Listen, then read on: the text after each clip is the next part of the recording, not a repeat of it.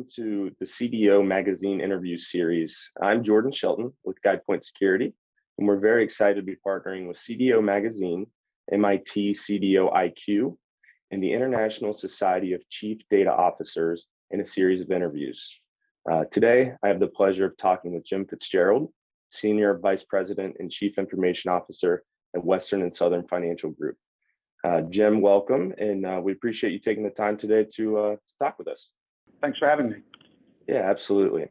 So what resources are you guys leveraging to get your name out there and market yourself as an organization to what is a really small pool of candidates today, right? I mean, everybody, I believe there's still a negative unemployment rate within IT.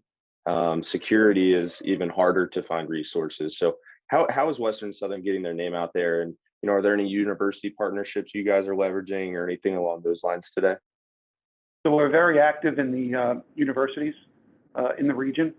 So I've talked to almost all the deans within a 2-hour radius of Cincinnati, the deans of the universities.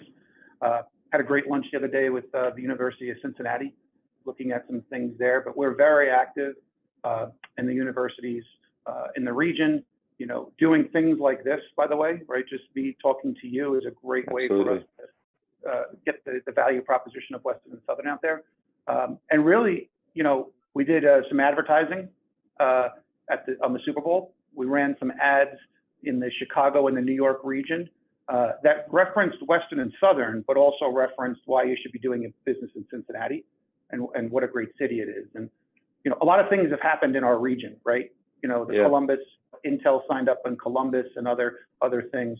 While people might think, well, oh, that's Columbus, that's not Cincinnati. I think it's still good for the region, right? It still brings jobs into the region, and, that'll have a compounding effect, I think, for all of us.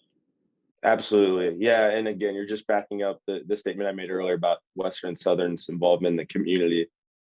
Paying to have a Super Bowl ad, more so to talk about why to bring business to the Cincinnati area is pretty remarkable. So that's really cool.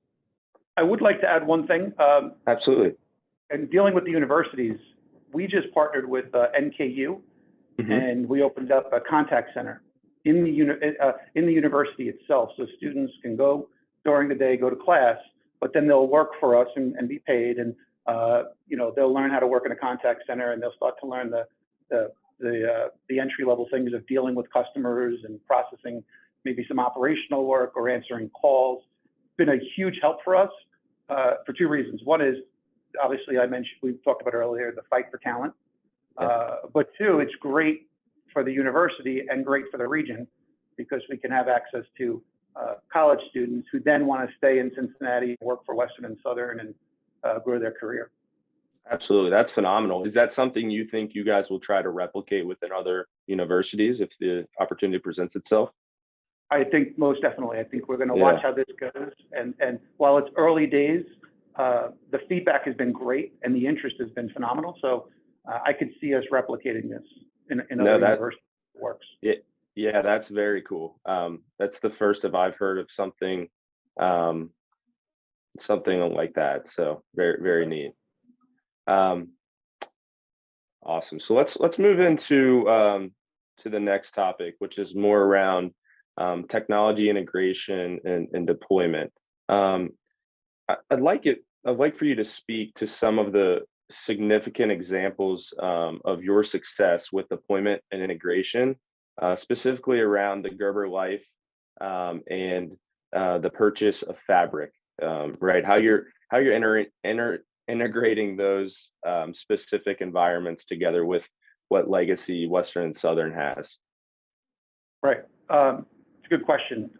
Obviously, the Gerber acquisition and integration was a tremendous amount of work. I think the organization did a great job. One in acquiring the company, right, and evaluating the value of the brand and the company, but also the integration. There's a lot of work that goes into those, and it often gets overlooked. Connecting all those back-end systems, evaluating the portfolio, right? What do they have that we could leverage at an enterprise level? I think that's critically important.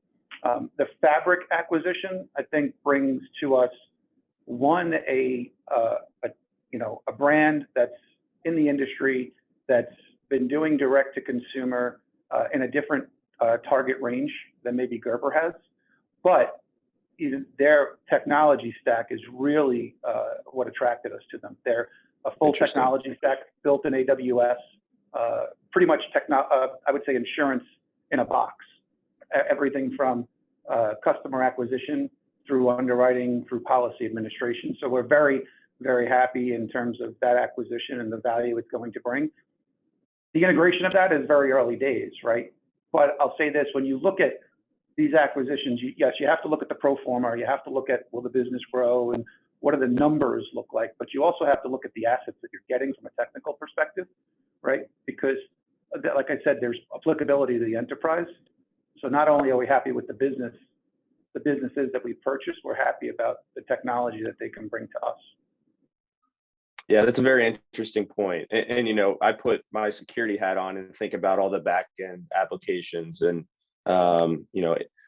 your firewalls or any endpoint security solutions, things of that nature, right? That could be competing technologies from, say, Fabric to what you guys have today at Western and Southern or Gerber Life. How do you guys go about evaluating those various tools to make sure, you're covering each organization or all organizations as a whole now with what you feel is the best fit? Right. So, it's really looking at the entire portfolio and understanding what each other has, right? They've leveraged things from us. We've leveraged things from that. The security aspect of that is interesting because remember, we're protected, right? Western and Southern, and then you bring in an outside entity and you have to do a thorough evaluation of what is in there. Do they meet our standards from a security perspective or better, right? Remember, or better, because there's while they may be small companies, we can always learn as we do these acquisitions. But it's really just keeping the lines of communication open between the organizations, being smart about how we integrate those orgs, right? We're a Fortune 300 institution that's been around for 134 years. I keep saying that, but in that you have behaviors and culture that may not align with a startup, right? So you can't smother a startup, but you also can't allow them to completely go off the reservation. So it's finding that balance to make sure we're secure, and we're doing the right things. Yeah, absolutely. And I think that's important, right? You have some organizations that will purchase a company, and regardless of what they have in place, they're just going to make the assumption that, well, we're bigger and we're going to just roll them in and they'll be covered by whatever we have in place today, right? But there definitely are things you can learn from a smaller startup. They may have some different point in time solutions that are very impressive that you've never looked at. And right. So I think you bring up a good point there. And speaking to kind of point in time solutions, it's funny because I feel like, there's always ebbs and flows in the way people look at technologies. 3 to 5 years ago, it was all point in time. What solution is going to fit my need for this specific problem that I have? And I feel like we're now going back towards where organizations are building out an entire, or I guess I should say vendors and suppliers are building out an entire platform of solutions. And a lot of organizations are looking at vendor consolidation. How do we, align with a couple different vendors and make sure we're getting the best from them, as opposed to all these different, having our hand in all these different spots. Is that something you guys are looking at as an organization? And how do you approach, all the different vendors that are out there in the market and trying to make sure you guys are getting the best of what you need? Great question and very important to us right now. If you think about it, one of the folks on my team said this to me recently in the past 6 months. Vendors are trained to sell. Organizations are not necessarily trained to buy, right? So you have to have a very good vendor management program. And it's funny, vendor management, I've been in technology 25 years. When I first heard the concept, I was kind of like, what's this? Right. But if you think about the industry has gone, I've been doing this 25 years. I started in a build shop, right? Mhm. And then there was the whole concept of buy versus build versus Right. buy. Yep. If you look lately, not a lot of people are even saying buy versus build anymore, right? It's moved to a completely buy environment. So you have to Exactly. be very careful about what you're buying, what you're purchasing. You have to really know up front, how are you going to use that? What value is this going to provide? Right. But you also have to be careful about, and I've had this happen in my career, where you go too deep on a platform, right? You put, Yep. you go and you wind up, I joke sometimes, like Salesforce, Mark Benioff is a billionaire. One, he has a great platform, but two, he's a great salesman. And, Exactly. these platforms are so configurable that you could buy it for a CRM solution.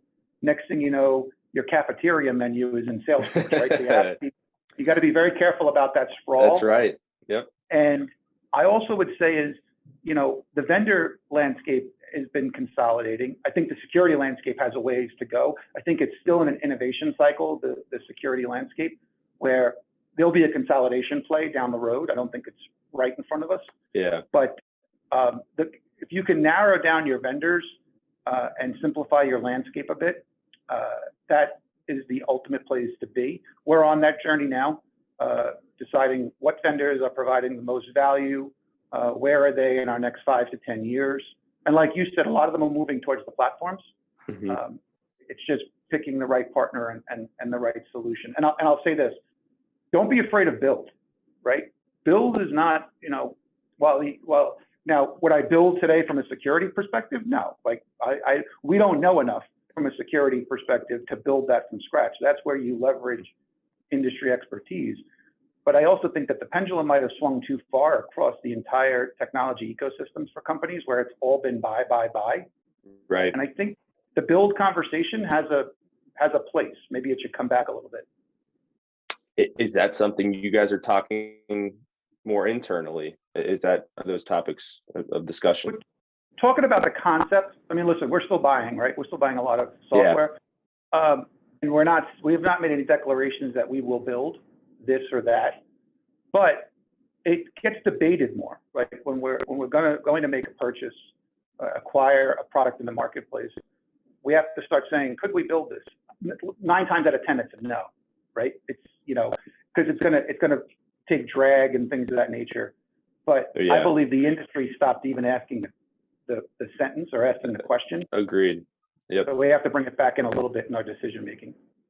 Yeah. No, absolutely. Well, Jim, thanks again for joining me today and taking the time. Everyone watching, you can visit cdomagazine.tech for additional interviews, and we will be on here again soon. We appreciate it. Thanks, Jordan.